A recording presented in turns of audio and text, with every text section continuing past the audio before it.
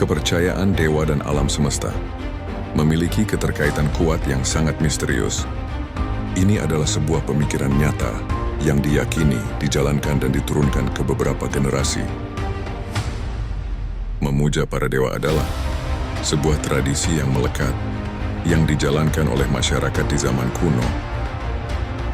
Kisah ini akan bermula ketika suku Aztec mengembara pada abad ke-13 menurut wahyu ilahi dari Dewa Matahari, yang mereka sembah, Dewa Huitzilopochtli.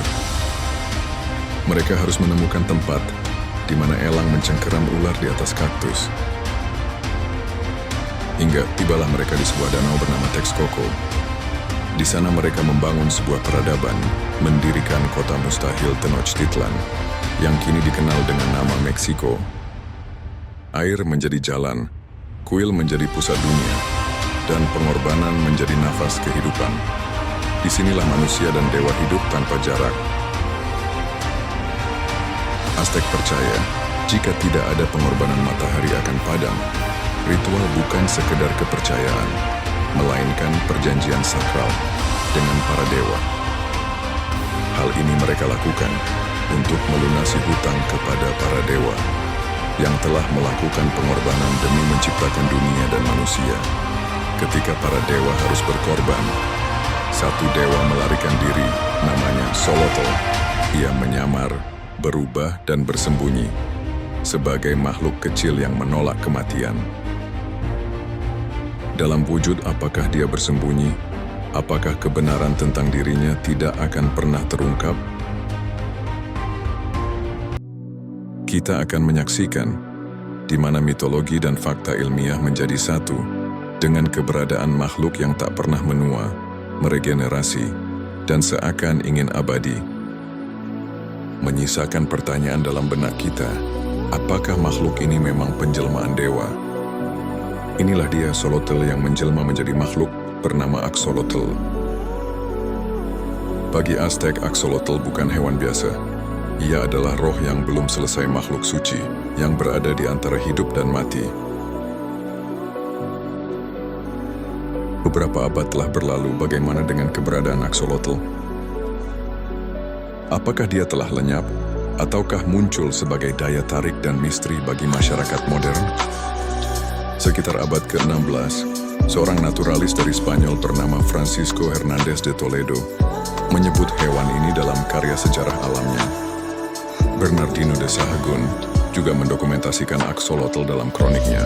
Dia menyebutnya sebagai monster air.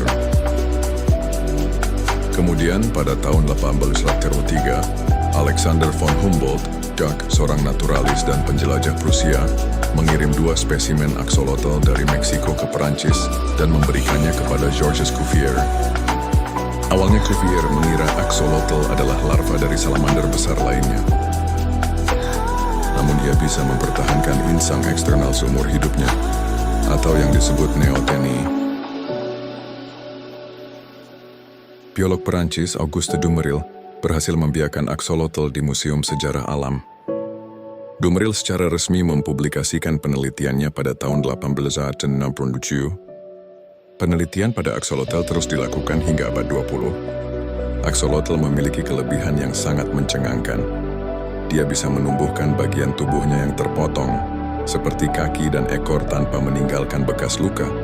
Dia juga bisa meregenerasi organ yang telah rusak, seperti jantung dan otak. Dan yang lebih luar biasa, sel-sel Axolotl mampu menolak berubah menjadi kanker, seolah tubuhnya tahu cara menghentikan kehancuran. Kini ilmuwan menyebutnya kunci masa depan pengobatan manusia. Ilmuwan bertanya-tanya, bagaimana jika ini bukan evolusi? Bagaimana jika ini berasal dari sesuatu yang kuno? Hari ini Axolotl hampir punah di alam liar, yang disebabkan oleh pencemaran air, urbanisasi, dan kenaikan suhu. Namun ia bertahan di laboratorium, dipelajari, diamati seolah-olah ia mengizinkan manusia mendekat, namun belum siap membuka semua rahasianya. Mungkin legenda Aztec benar, mungkin ia dewa yang sedang bersembunyi. Karena hingga kini, satu pertanyaan belum terjawab. Mengapa makhluk ini bisa menolak akhir dan sementara yang lain tidak?